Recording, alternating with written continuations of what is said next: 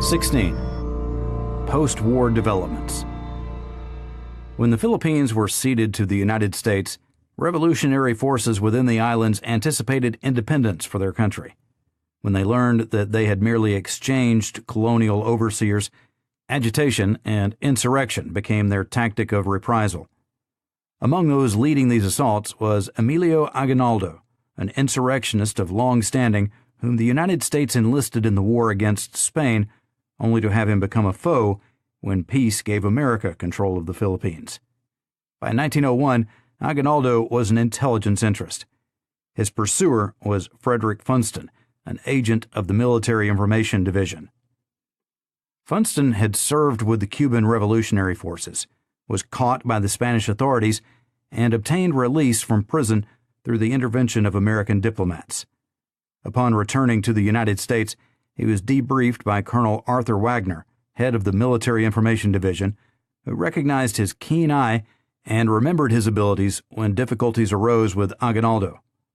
Having served in the islands during the Spanish-American War, Funston was stationed at San Isidro on Luzon when, in February 1901, he received word of the capture of a band of insurrectos, one of whom was a courier from Aguinaldo with cipher messages for other insurrectionist leaders. It also appeared that Aguinaldo himself was encamped in the northern area of Luzon, perhaps in the friendly village of Palanan. Quote, Funston's mind went into action. He knew it would be impossible to take Aguinaldo by conventional military methods. Any movement of that kind would be telegraphed far ahead by means only the keen-eyed Tagalog guerrillas knew. He studied the map.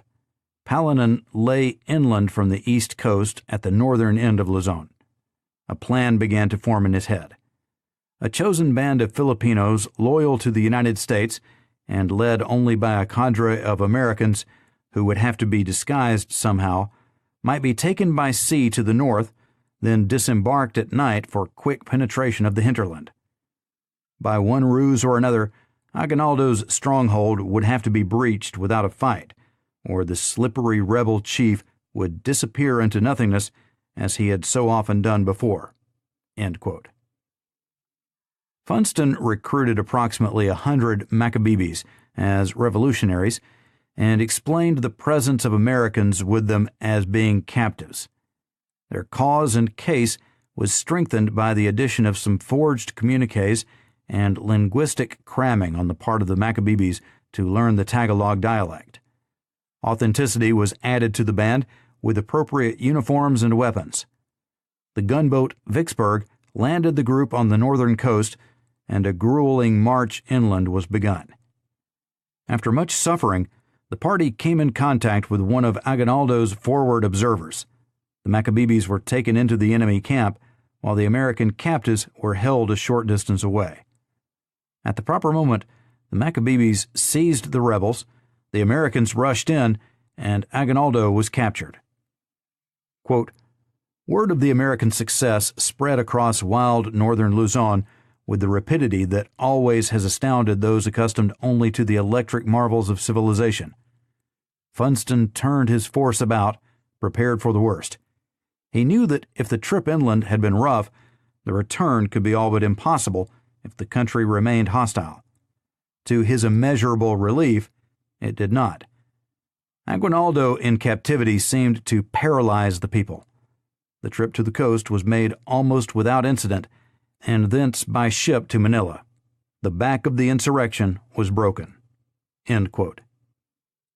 It was also in 1901 in the Philippines that another intelligence actor, Captain Ralph H. Van Diemen, made his appearance. A graduate of West Point and once an Army surgeon, Van Diemen championed the fledgling Military Information Division and urged his military superiors to give more consideration to intelligence development. In the Philippines, he came to the attention of General Arthur MacArthur, who asked him to organize a Philippines Military Information Bureau. Although patterned after the Adjutant General's unit, Van Diemen's office had no official connection with the Washington namesake. There was also one major operational difference between the two organizations. Van Diemen utilized undercover operatives, all Filipinos except for one American. Subsequently, The Philippines Military Information Bureau would uncover a plot to assassinate General MacArthur, apprise the Army of Japanese interests and intelligence activity in the Philippines, and make clandestine observations in China during the Boxer Rebellion. In 1903, after the General Staff System was introduced in the Army and the intelligence organization became the 2nd Division, G2, of the General Staff, the Philippines Military Information Bureau was given branch status to the new Intelligence Division. Van Diemen returned from Asian duty in 1915 and would assume a major leadership role in intelligence activities as America prepared for World War. When the General Staff of the Army was created by Congress in 1903, the Military Information Division of the Adjutant General's Office became the 2nd Division of the new entity. Footnote: generally, on the General Staff concept, see J.D. Hittle, The Military Staff, Its History and Development, Harrisburg, The Military Service Publishing Company, 1949. Otto L. Nelson, Jr., National Security and the General Staff, Washington Infantry Journal Press, 1946. Raphael P. Thean, Legislative History of the General Staff of the Army of the United States, Washington, United States Government Print Office, 1901. End footnote. This change in status generally pleased intelligence advocates within the Army. However, General Franklin Bell, a man with whom Van Diemen had publicly disagreed over intelligence matters in the Philippines, and an officer not favorably disposed toward the intelligence function, became Chief of Staff.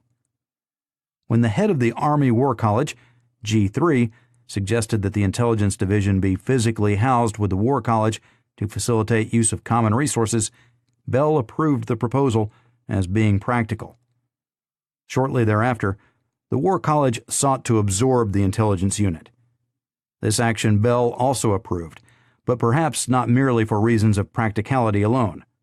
Transferred to the War College in 1908, the intelligence function was administered by an information committee from 1910 until the dawn of World War I, a panel described by one authority as, quote, personnel with no knowledge of the intelligence unit's aims and functions and no interest in learning them, end quote. The military were not unaware of possible intelligence penetration by foreign powers and of the necessity of protecting defense facilities and information from such scrutiny. New regulations in 1908 on this matter said, quote, commanding officers of posts at which are located lake or coastal defenses are charged with the responsibility of preventing, as far as practicable, visitors from obtaining information relative to such defenses which would probably be communicated to a foreign power, and to this end may prescribe and enforce appropriate regulations governing visitors to their posts. American citizens whose loyalty to their government is unquestioned may be permitted to visit such portions of the defenses as the commanding officer deems proper. The taking of photographic or other views of permanent works of defense will not be permitted. Neither written nor pictorial descriptions of these works will be made for publication without the authority of the Secretary of War, nor will any information be given concerning them which is not contained in the printed reports and documents of the War Department. End quote. It is thought that this language constitutes the first open admission by the War Department of an effort to protect fixed defenses and information pertaining to same against foreign intelligence penetration. At approximately the same point in time as this security directive was issued, efforts at establishing the government's first general investigative organization came to fruition, resulting in a force generally designed to probe crimes against the federal establishment and to pursue those alleged to have committed such offenses. Inherent in this investigative mission was an intelligence function, the systematic gathering and interpretation of information with a view to crime control and prevention.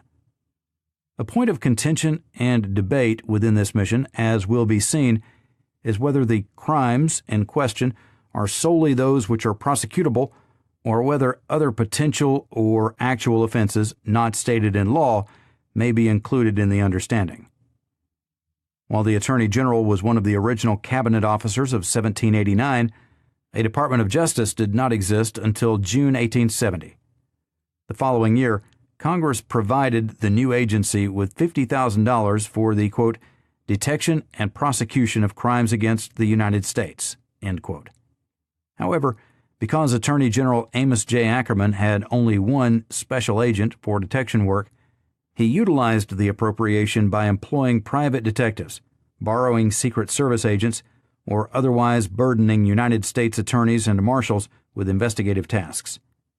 In 1875, Attorney General George H. Williams appointed 4 regional special detectives and occasionally hired private detectives when the United States attorneys had need of such services for specific duties. A few examiners were added to the Justice Department's forces in 1878. These personnel scrutinized the records of court clerks, marshals, commissioners, and district attorneys, but because their appointments soon became embroiled in patronage, they rendered what has been described as desultory service. During his tenure of office, Attorney General Benjamin H. Brewster, 1881 through 1884, declared he was personally opposed to utilizing private detectives for department investigatory work. But while he said he wanted to dispose of such operatives as soon as possible, he was forced to rely on some private assistance and chose the Pinkerton Agency. After the Homestead Massacre tarnished the Pinkerton name, Congress, in indignation over the incident, forbid the further utilization of these agents and effectively ended the use of private detectives by the federal government. Footnote: on July 6, 1892, strikers at the Carnegie Steel Company plant in Homestead, Pennsylvania, fired upon 2 barges on the Monongahela River containing some 300 Pinkerton detectives. The Pinkertons were known strike breakers, and their presence generated hatred among the strikers. After several hours of fighting, the Pinkerton forces surrendered and were roughly escorted out of town. In the aftermath of the encounter, 3 guards and 10 strikers lay dead, and others suffered severe injuries. Some 8,000 National Guardsmen restored order in the community, and subsequently, after holding out for almost 5 months, the strike was given up. No effective steel union was organized in the area until the 1930s. End footnote. The Justice Department continued to rely upon the Secret Service for investigators after the utilization of private detectives was halted, and by 1906, as many as 32 of these operatives had been detailed from Treasury. The arrangement was a makeshift and rested upon congressional sanction through the annual appropriations process. By 1907, Attorney General Charles J. Bonaparte, the American-born grandson of Napoleon's youngest brother, attempted to obtain his own investigators, but Congress, for various reasons, was unconvinced of their necessity. Quote, one factor was an overgeneralized but not unwarranted contempt for detectives and their practices. Many persons who then went into such work were recommended for it by their own criminal records and what these had taught them about the underworld, not by any respect for the law. To Attorney General Bonaparte, the fact that detectives tended not to be a high type signified that justice should have its own force of carefully chosen and rigorously supervised investigators. But to many members of Congress, among them Chairman James A. Tawney of the House Appropriations Committee, it signified that detectives should, to the greatest possible extent, be kept out of the federal government. The other factor was a state of tension between Congress and the President. Its basic cause was the fact that a Congress still rooted in the McKinley-Mark Hanna tradition of politics had no taste for Roosevelt's many-sided reform program or for his trust-busting fervor. Speaker Joe Cannon, for example, the most powerful man in the House, broke with the president and became one of his arch foes because of the government's antitrust action against Standard Oil. This and other actions of like type had, Cannon contended, shaken the confidence of the business community and brought on financial panic. Secondary causes of tension were, however, soon added to the primary cause. In 1905, Senator John Mitchell and Representative John Williamson, both of Oregon, were indicted in land fraud cases. When Roosevelt said, in terms that sounded like a blanket charge of wrongdoing, that he would order as many more investigations of members of Congress as seemed warranted, that body went on the defensive. It was kept there by rumor mongers, some of whom were indubitably in the pay of elements that wanted to goad Congress into halting justice's use of Secret Service operatives." End quote. Not only did Congress deny Bonaparte's request for an investigative force in 1907, it refused to comply again the following year when a prohibition on the detailing of Secret Service agents to the Justice Department was also effected.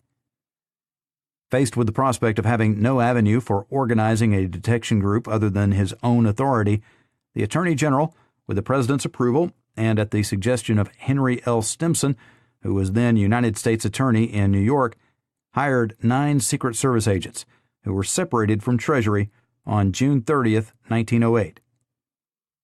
Quote, "On July 1st, 1908, Attorney General Bonaparte put his 9 new detectives and such special agents and examiners as were already on his payroll under the supervision of his chief examiner, Stanley W. Finch, and thus gave himself a force of 23 men.